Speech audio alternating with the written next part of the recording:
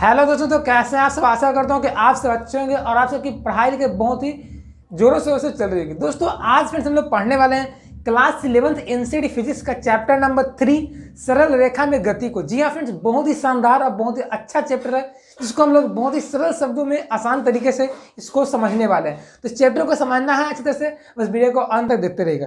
Video अच्छा लगेगा तो लाइक कर दीजिएगा और कुछ वीडियो सीखिएगा तो प्लीज़ यार हमारे चैनल को सब्सक्राइब कर दीजिएगा। तो शुरुआत करते हैं आज के नए क्लास को।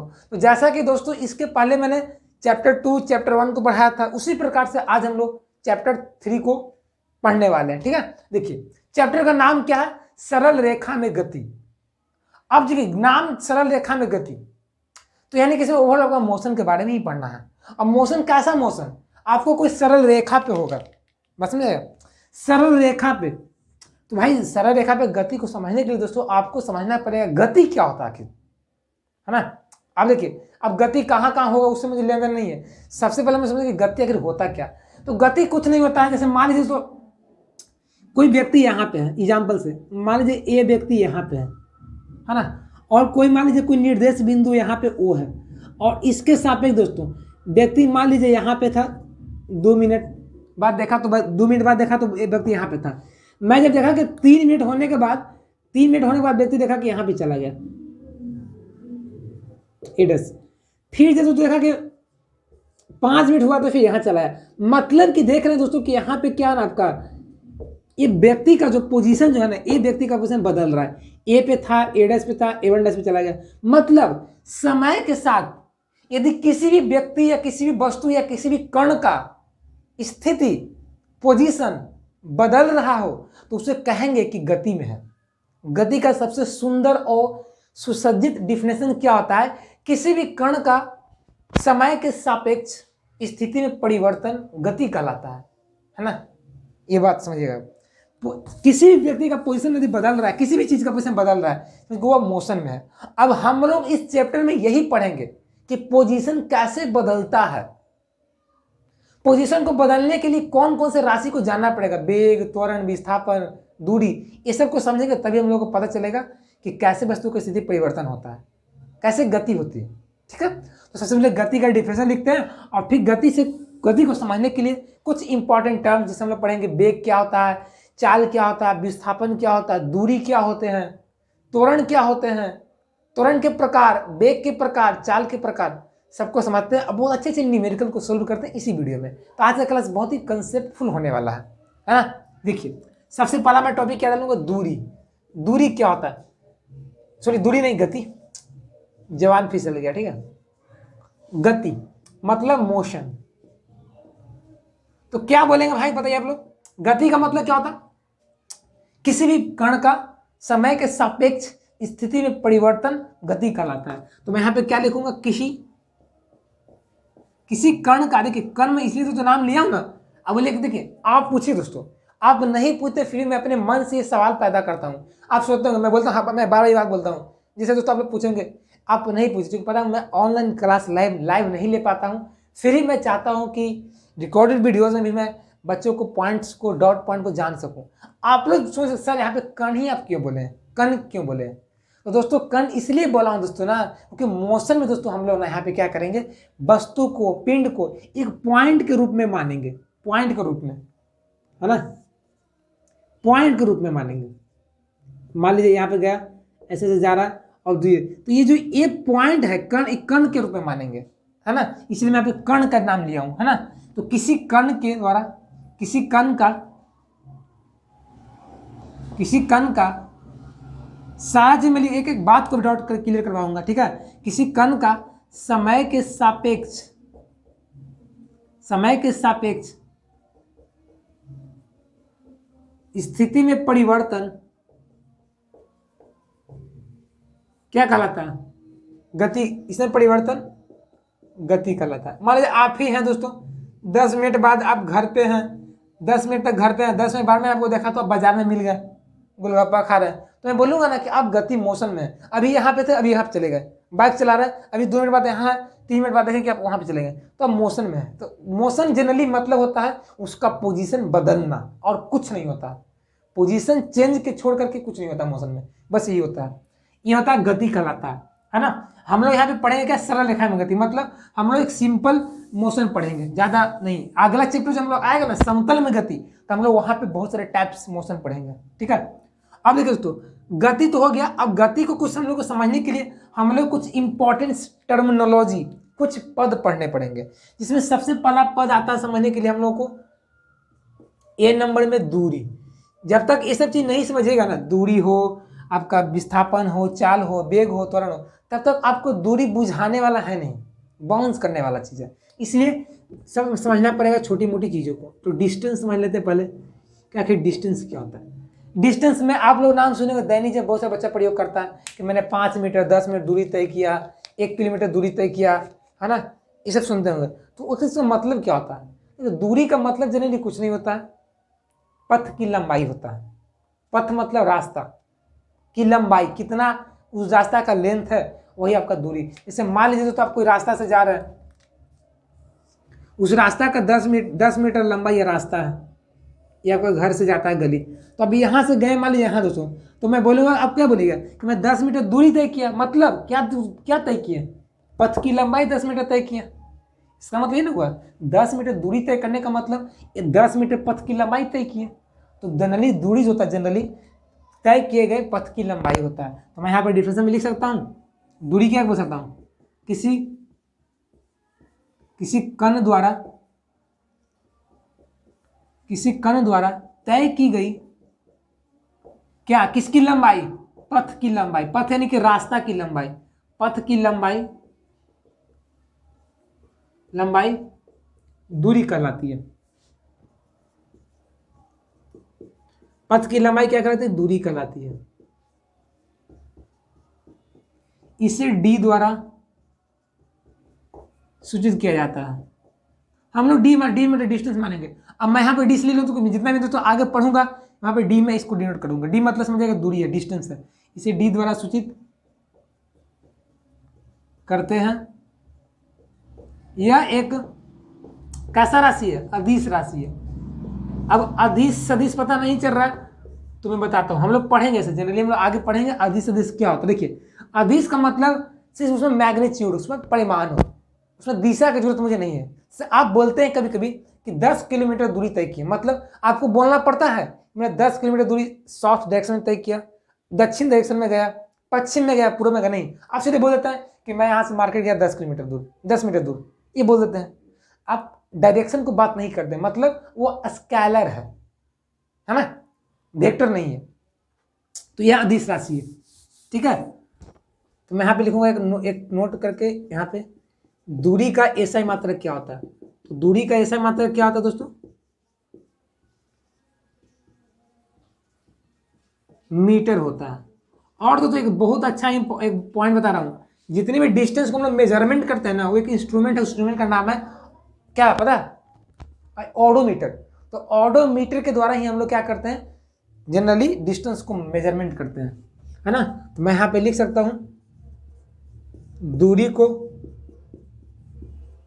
ऑडोमीटर द्वारा। देखिए दोस्तों, मेरा एक दोस्तों जब मैं पढ़ाऊंगा ना दोस्तों आपको क्लास 11th या 12th कुछ भी हो, तो वहाँ मैं कुछ नोट्स पॉइंट करवाते रहता हूँ, क्योंकि ये सब जो मैं नोट्स पॉइंट कराता हूँ ना, ये कहीं ना कहीं यहाँ में पूछा हुआ रहता है और इसी टॉपिक से रहता है। तो मैं कहीं ना कहीं सोचता हूँ कि नहीं अभी बच्चों को क्लियर करा दूँ, ताकि बच्चा आगे चल रहा है ऐसा सवाल पूछे तो बना दे, है ना।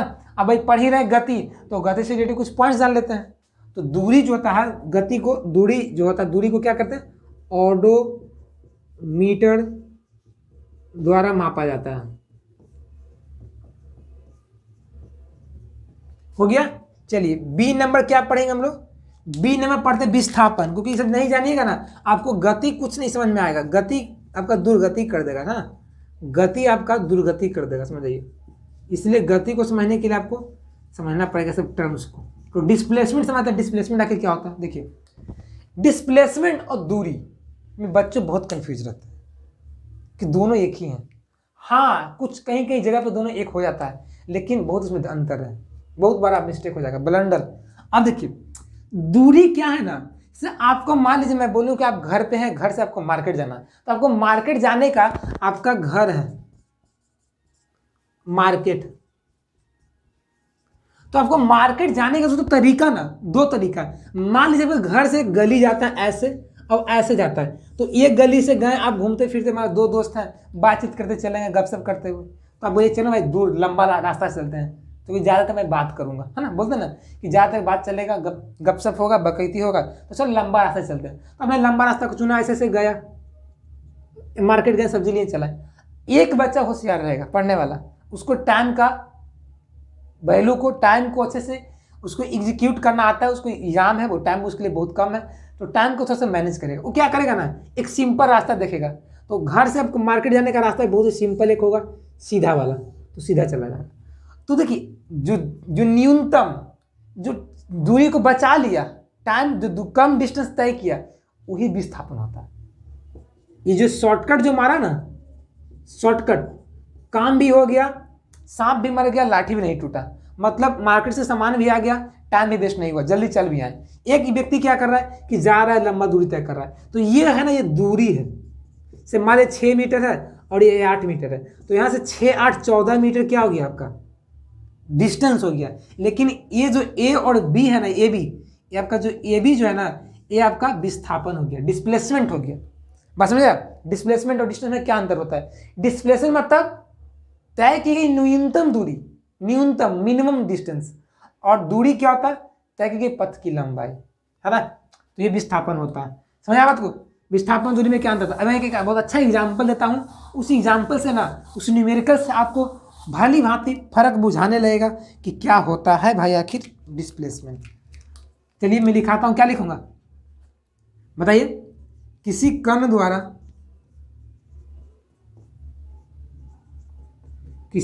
द्वारा तय की गई न्यूनतम दूरी क्या कहलाती है, विस्थापन कहलाती है।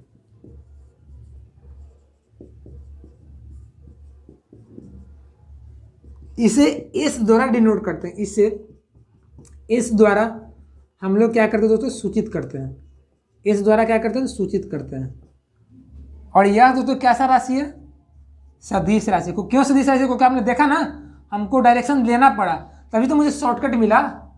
बिना डायरेक्शन का शॉर्टकट आपको मिलेगा भी रास्ता, आप हमेशा सीधा रास्ता खोजिएगा, एकदम बना बनाया एकदम रहे रास्ता, एकदम औसा मिलेगा भी नहीं। आपको शॉर्टकट कभी कभी कच्ची, कभी गली का सामना करेगा, कभी आपको छोटा गली का सामना करना पड़ेगा, मतलब आपको डिस्टेंस, आपको डायरेक्शन बदलना ही पड़ेगा, है ना। तो ये आपका, इसमें डिस्टेंस बहुत, इसमें डायरेक्शन बहुत जरूरी होता है डिस्प्लेसमेंट को व्यक्त करने के लिए। तो यह एक सदिश राशि है।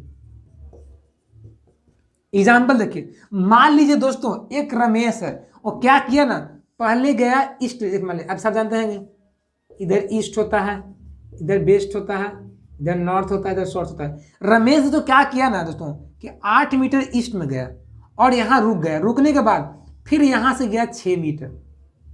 तो आपसे पूछा जा रहा है दोस्तों कि डिस्टेंस कितना होगा। पहले मैं यहाँ पे लिखा आता हूँ इसका एसआई मात्रक डिस्प्लेसमेंट का। तो इसका एसआई मात्रक दोस्तों क्या होता है आपका, मीटर होता है ना। ये हो गया ना। अब चलिए, अब दोस्तों देखिए यहाँ पे, अब रमेश 8 मीटर गया ईस्ट में, फिर गया वहां से नॉर्थ में 6 मीटर। तो बोल रहा है कि दूरी क्या होगा, तो दूरी क्या निकलेगा बताइए। तो ये जो फिगर है, तो यहाँ पे यदि मैं दूरी पूछूंगा तो दूरी कितना निकल के आ जाएगा, 8 + 6 बराबर 14 मीटर। यदि तो मैं पूछूंगा कि विस्थापन यहाँ पे कितना है, तो क्या बताइएगा। हमको शॉर्टकट जाना है, तो मैं क्या करूंगा ना, मैं इतना नहीं जाकर मैं डायरेक्टली यहाँ से एक डायरेक्शन में जाऊंगा और यहाँ पहुँच जाऊंगा। तो यहाँ पे देख सकते हैं कि एक आपका लंब कर्ण का काम कर रहा है, ये ट्रायंगल बन गया। तो ट्रायंगल से हम कर्ण का मान निकाल सकते हैं, क्या आ जाएगा, ए बी और ए सी को करेंगे, कर्ण का काम करेगा ए सी, तो ए सी क्या आ जाएगा, √ए बी का स्क्वायर प्लस बी सी का स्क्वायर, यानी कि √8 का स्क्वायर प्लस 6 का स्क्वायर। तो आपका 10 मीटर आ जाएगा हल करने पर। तो देखिए दोस्तों, यहाँ पे विस्थापन आपका 10 मीटर आया, दूरी आपका 14 मीटर आया। मतलब यहाँ पे क्या देख रहे हैं कि हमेशा जो विस्थापन होता है, एक तरह से दूरी का न्यूनतम डिस्टेंस होता है, डिस्टेंस ही होता है बट उसका एक न्यूनतम वैल्यू होता है, न्यूनतम दूरी होता है। तो यहाँ पे एक निष्कर्ष मुझे ये निकला दोस्तों कि जो हमेशा जो दूरी जो होता है ना दोस्तों, दूरी डिस्टेंस, वो ग्रेटर देन इक्वल टू विस्थापन होता है। मतलब दूरी जो होगा ना, हमेशा और हमेशा विस्थापन से बड़ा ही रहेगा या तो बराबर रहेगा। कभी भी दूरी विस्थापन से कम नहीं हो सकता है, याद रखिए। कभी भी दूरी विस्थापन से कम नहीं हो सकता, ये नोट कर लीजिएगा। एग्जाम में आता रहता है, दूरी हमेशा अधिक होता है विस्थापन से या इसके बराबर हो सकता है। बराबर हो जाएगा, कोई दिक्कत, कभी होता बराबर भी, है ना। मैं भी केस लेता हूँ, बराबर करवाता हूँ। पहले आप समझिए कंसेप्ट को क्या हो, जब तक कंसेप्ट को नहीं समझेगा आपको न्यूमेरिकल वगैरह कुछ हिलने वाला है नहीं। और भी छोटा मोटा बात ये सब क्लियर नहीं रहेगा तो ऐसे आपको हमेशा दिक्कत का सामना करना पड़ेगा। इसलिए इस दिक्कत को हटाना है तो अभी से डेडिकेशन लाइए अपने अंदर, है ना। तो इसको नोट करिए ताकि मैं आगे प्रोसीड करता हूँ टॉपिक को क्लियर करने, है ना। अब जैसे भी एक और मुझे मन नहीं भर रहा है, ठीक है, एक और एग्जाम्पल मुझे देने का मन कर रहा है तो मैं दे ही देता हूँ। देखिए, मान लीजिए तो आपका दोस्त जो है ना वो ऐसे गति किया, ऐसे सर्कुलर पाथ पे गया, ए यहाँ पे है और बी है। और दोस्तों इसका जो त्रिज्या जो है ना, त्रिज्या ओ से लेकर ये 7 मीटर है। तो आपको यहाँ ए से बी तक जाना है। तो पहला काम तो किया कि आप ऐसे गए तो अब चला है, तो यहाँ दूरी कितना हो जाएगा, ये परिधि का काम कर रहा है, अर्धवृत्त का परिधि का काम कर रहा है। तो परिधि क्या होता है 2πr/2 हो जाएगा, यानी कि पाई इंटू आर हो जाएगा, मतलब 22/7 गुना 7 हो जाएगा, मतलब 22 मीटर आप टोटली डिस्टेंस तय किए, दूरी हो गया। लेकिन एक आपका चालाक दोस्त रहेगा ना, ज़्यादा होशियारी करेगा, करता भी होगा आपके साथ, वो विस्थापन कहेगा नहीं मुझे ज़्यादा दूर नहीं तय करना, तुमको जाना जाओ, हमको भाई फ्यूल बचाना है गाड़ी का, हमको गाड़ी से जाना फ्यूल बचाएंगे, तुमको जाना जाओ गपशप करते। वो क्या करेगा ना, शॉर्टकट मारेगा, एकदम तिरछे चला जाएगा, गली कुची से उबड़ खाबड़ रास्ता चला जाएगा, है ना। उबड़ खाबड़ जो भी हो, भले ही रोड खड़ा हो बट वो चला जाएगा सीधे। तो सीधे जाएगा तो क्या, देखिए तो ए बी आपका क्या काम करेगा, ए बी जो है आपका वो विस्थापन का काम करेगा।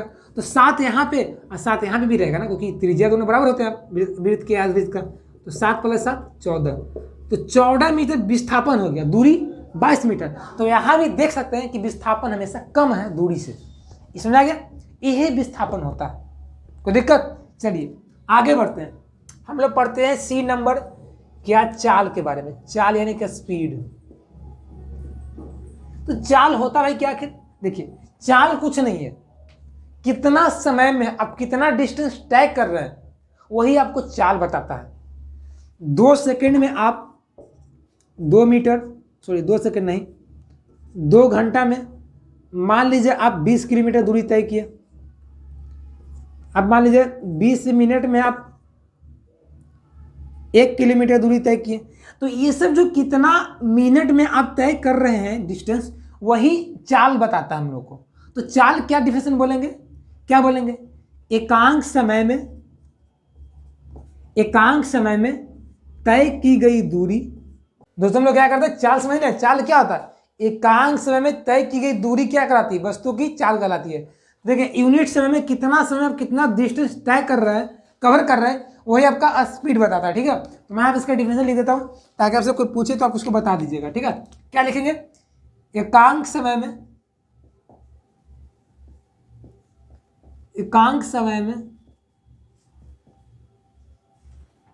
तय की गई दूरी उस कण का क्या कहलाता है, चाल कहलाता है। इसे हम लोग एस द्वारा डिनोट करते हैं, ठीक है, किसको, चाल को कैसे, एस द्वारा डिनोट, एस मतलब स्पीड होता है, ठीक है। और डिस्प्लेसमेंट को भी एस से कर रहे हैं, ठीक है, कोई दिक्कत नहीं है। अब देखिए, अब यहां से तो क्या होगा, ये कैसा राशि है, ये एक अदिश राशि है, क्योंकि दूरी ही जब चूंकि अदिश राशि है तो ये भी तो आपका अदिश ही हो जाएगा ना, ये अदिश राशि है। ये तो आपको सदिश पहचानने नहीं आता तो मैंने चैनल पर ऑलरेडी वीडियो डाल दिया है, आप सर्च करिए यूट्यूब सर्च बार में, सदिश अदिश कैसे पहचाने D2 स्टडी, मेरा वीडियो आपको मिल जाएगा, है ना। इसका ऐसा मात्रक यदि निकालने नहीं आता तो पहला वीडियो देखिए हमारा मात्रक एवं मापन का, इस चैप्टर का, तो देखिए वहां पे पता चल जाएगा। इसका मात्रक मीटर पर सेकेंड होता है। एवं दोस्तों इसका बीमा क्या होता है, आपका बीमा निकालने नहीं आता तो देख लीजिए, इसका पहले वाला वीडियो में डाला हुआ है ना, मात्रक एवं मापन चैप्टर नंबर 2 में। अब दोस्तों चाल को तो कैसे मापते हैं हम लोग, तो स्पीडोमीटर एक यंत्र होता है, इंस्ट्रूमेंट, उससे मापते हैं। मैं यहाँ पे लिख दूंगा स्पीडोमीटर द्वारा चाल को मापा जाता है। स्पीडोमीटर द्वारा चाल को मापा जाता है। ठीक है, ये सब चीजें क्लियर हो जाना चाहिए आपको, छोटा मोटा बात। अब देखिए दोस्तों, चाल भी बहुत तरह के टाइप के होते हैं। चाल भी बहुत तरह के टाइप के होते हैं। कैसा कैसा चाल होता है देखिए, अब ऐसा तो है नहीं दोस्तों कि हमेशा आप एक टाइम के अकॉर्डिंग आपका डिस्टेंस हमेशा बदलता रहेगा। ऐसा ऐसा हो नहीं सब जगह। कभी कभी आप मान लीजिए 5 मिनट, अभी मान गाड़ी से जा रहे हैं, कभी कभी देखा कि आपने 5 मिनट में आप कुछ डिस्टेंस तय किए एक्स, फिर अगला 5 मिनट बाई डिस्टेंस तय किए, कुछ ज़्यादा किए, तो स्पीड बढ़ा दिए होंगे, है ना। स्पीड आप बढ़ा दिए होंगे तो चाल आपका डिस्टेंस बढ़ गया होगा, है ना। तो चाल में बहुत सारे टाइप होते हैं। आपका एक समान चाल, असमान चाल, तात्क्षणिक चाल, है ना, औसत चाल, तो ये सब चाल आपका होता है। तो मैं यहाँ पे लिखा देता हूँ कितने तरह के चाल होते हैं। तो पहला नंबर क्या आ जाएगा आपका दोस्तों, एक समान चाल, जिसको बोलते हैं यूनिफॉर्म स्पीड। बी में होगा असमान चाल, नॉन यूनिफॉर्म स्पीड। और सी में होगा तात्क्षणिक चाल, इंस्टेंटेनियस स्पीड, तात्क्षणिक चाल, इंस्टेंटेनियस स्पीड। और डी में क्या होगा आपका दोस्तों, औसत चाल, है ना, औसत चाल। अब देखिए दोस्तों, अब तो हो गया। अब असमान, एक समान चाल क्या होगा दोस्तों, एक समान चाल क्या होगा दोस्तों, समान समय में समान दूरी तय करेगा। मतलब देखिए, मैंने ग्राफ बनाया, मान लीजिए ऐसे में अगला वीडियो जो बनाएगा दोस्तों ना, वो हम लोग को ग्राफ के ही बारे में सीखेंगे, इसका ग्राफिकल रिप्रेजेंटेशन से सीखेंगे। जैसे मान लीजिए तो कोई गाड़ी है, 5 मिनट में यहाँ पे 100 मीटर तय किया दूरी, फिर अगला दोस्तों देखेंगे, फिर 10 मिनट बाद, 5 मिनट के बाद 10 मिनट बाद ये आपका 200 मीटर तय किया, फिर अगला दोस्तों क्या जाएगा, 15 मिनट बाद 300 तय किया। मतलब इसका टाइम का अकॉर्डिंग बढ़ रहा है स्पीड, समान समय में समान दूरी तय कर रहा है। देखिए 5 मिनट में, चलिए ये मिनट में होगा, ठीक है, यहाँ पे क्या टाइम है आपका, 5 मिनट में दोस्तों क्या है ना, ये आपका 100 मीटर, फिर अगला देखिए 10 मिनट में फिर 100 ही तय किया ना, जो 200 हुआ, मतलब क्या हुआ, पहले यानी कि बीच का अंतर क्या, 100 ही है ना, 100 मीटर ही है ना। तो यानी कि एक समान समय समान दूरी तय कर रहा है, उसको क्या बोलते हैं हम लोग, एक समान चाल कहते हैं। जैसे मान लीजिए आप हमेशा हम गाड़ी चला रहे हैं 5 किलोमीटर पर आवर के स्पीड से, मान लीजिए 25 किलोमीटर आवर के, तो 25 किलोमीटर आवर का मतलब क्या, आप 1 घंटे में 25 किलोमीटर दूरी तय कर रहे हैं, ना बढ़ा रहे हैं एक्सीलरेटर को, ना घटा रहे हैं। आप वैसे ही जा रहे हैं तो जा रहे हैं, 2 घंटा बाद 50 पे पहुंच गए, 3 घंटे बाद आप 150 पहुंच गए, तो आपका मतलब 50 स्पीड है, मतलब वो 50 ही रहेगा। 1 घंटे में 50 किलोमीटर दूर तय करेगा, अगला 1 घंटा में 50 किलोमीटर ही दूर तय करेगा, अगला तीसरा घंटा में 50 किलोमीटर ही दूरी तय करेगा। मतलब वो समान है, एक समान है, वही एक समान चाल कहलाता है। असमान मतलब कोई नहीं, ज़्यादा कम बेसी हो सकता है ना। एक्सीलरेटर बढ़ा भी देंगे, घटा भी देंगे। अभी मान लीजिए 1 घंटा मैंने 25 किलोमीटर दूरी तक किया, तो अगला मैं क्या करूँगा कि अगला जो 1 घंटा होगा, 2 घंटा में 1 घंटा बाद वो मैं देखूंगा 30 किलोमीटर दूरी हो जाता है, अगला में 40 किलोमीटर, तो इनको बढ़ा रहा है, स्पीड को बढ़ा घटा रहा है, तो वो आपका असमान चाल होता है। तात्क्षणिक चाल क्या होता है, किसी टाइम पे हम लोग तात्क्षणिक निकालते हैं। जैसे मान लीजिए डेल भी निकालना है हमको, सॉरी तात्क्षणिक डी भी निकालना है, तो ये आपका dx/dt होता है ना। और औसत में क्या होता है, आपका पूरा एवरेज निकालते हैं, डेल भी बराबर डेल x/डेल t, मतलब x1 x2 xn और order t1 plus t2 dot t, है ना, या टोटल समय बोल दीजिए। तो आपका ये एवरेज होता है, एवरेज, है ना, एवरेज मतलब औसत। अब औसत चाल क्या बोलेगा, कुल दूरी तय की गई, कुल दूरी तथा उसमें तय की गई दूरी में लगे समय के अनुपात को औसत चाल कहते हैं। औसत का डिफिनेशन क्या होता है, किसी व्यक्ति या वस्तु द्वारा तय की गई कुल दूरी तथा उस दूरी में लिए गए समय को अनुपात को उस कण का औसत चाल कहते हैं। तात्क्षणिक चाल किसी पॉइंट पे निकालते हैं, असमान चाल कोई उसका कोई रूल नहीं फॉलो कर रहा, बस बढ़ रहा है घट रहा है, कोई चाल उसका टाइम के अकॉर्डिंग जो उसका जो डिस्टेंस होता है वो घट बढ़ सकता है। हो गया।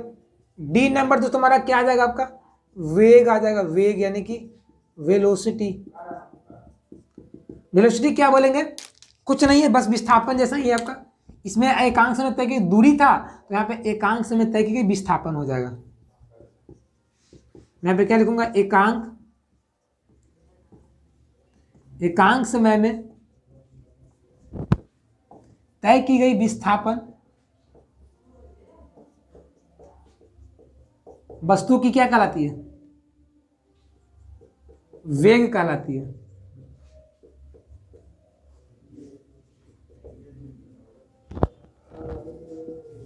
यह एक कैसा राशि है दोस्तों, वेग कैसा राशि है,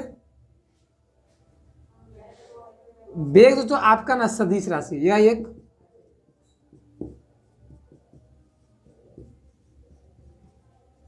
इसका ऐसा ही मात्रक क्या था आपका,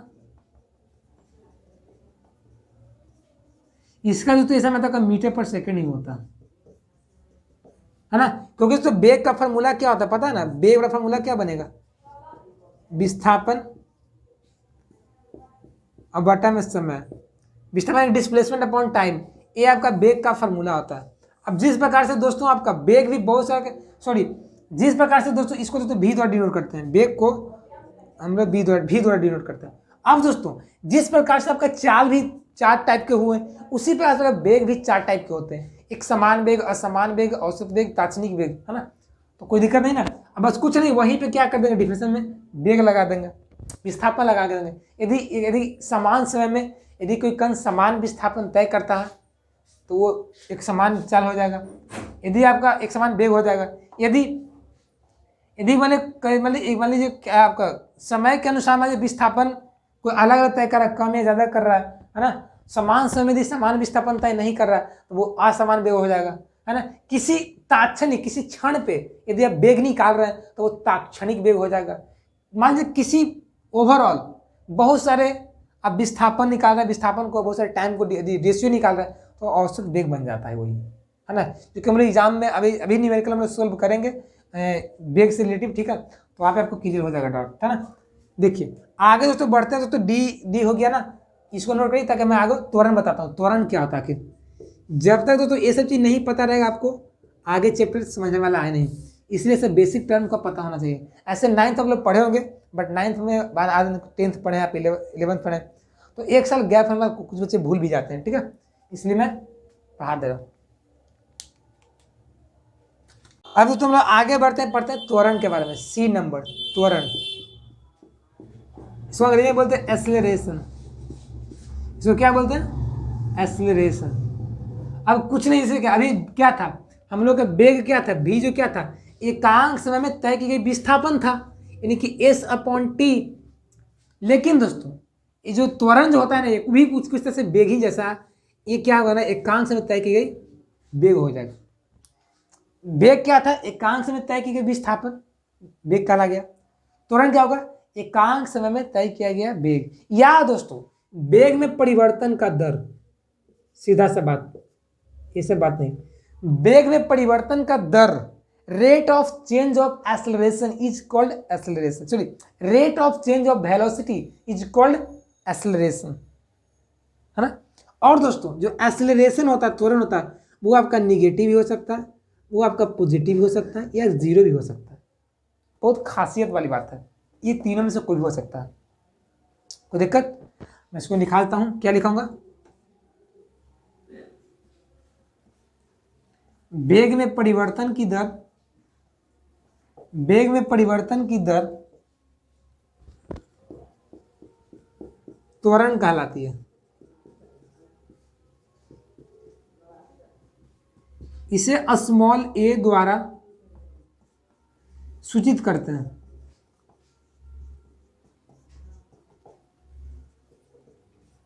और यह भी दोस्तों आपका कैसे सदिशी राशि है। अब क्यों सदिशी राशि है, क्योंकि जब चूंकि वेग का परिवर्तन कैसा हो रहा है, वेग का हो रहा है ना, वेग का सदिश राशि है, मतलब ये भी आपका सदिशी होगा, क्योंकि त्वरण आपका डिपेंड कर रहा है किस पे, वेग पे ही कर रहा है ना, तो सदिश राशि ये है। इसका मात्रक क्या आता है, इसका मात्रक मीटर पर सेकेंड स्क्वायर होता है। तो यहां से a बराबर क्या हो जाएगा आपका, वेग में परिवर्तन बटा समय, यानी कि डेल भी अपॉन टी, है ना। अब देखिए दोस्तों, ये तो अब देखिए त्वरण में जिस प्रकार से दोस्तों ना आपका वेग था 4 टाइप का, उसमें त्वरण भी आपका होता है 4 टाइप का, एक समान त्वरण, असमान त्वरण, ताक्षणिक त्वरण, आपका एक और क्या औसत त्वरण, तो इसमें होता है आपका, ठीक है। और तो सबसे बड़ा इंपॉर्टेंट बात ये नोट कर लीजिए आप लोग, त्वरण जो होता है निगेटिव होता है, पॉजिटिव होता है, जीरो होता है। यदि निगेटिव होता है तो उसको बोलते हैं ऋणात्मक त्वरण, जिसको मंदन बोलते हैं। अब पॉजिटिव को बोलते हैं धनात्मक त्वरण, और जीरो को बोलते हैं शून्य त्वरण, है ना। तो यहाँ पे मैं एक नोट पॉइंट दिखाता हूँ, बहुत इंपॉर्टेंट नोट पॉइंट है, याद कर लीजिएगा अपने आप से, क्योंकि आगे चल के आपको ये काम करेगा। देखिए, ऋणात्मक त्वरण को मंदन कहते हैं, मंदन।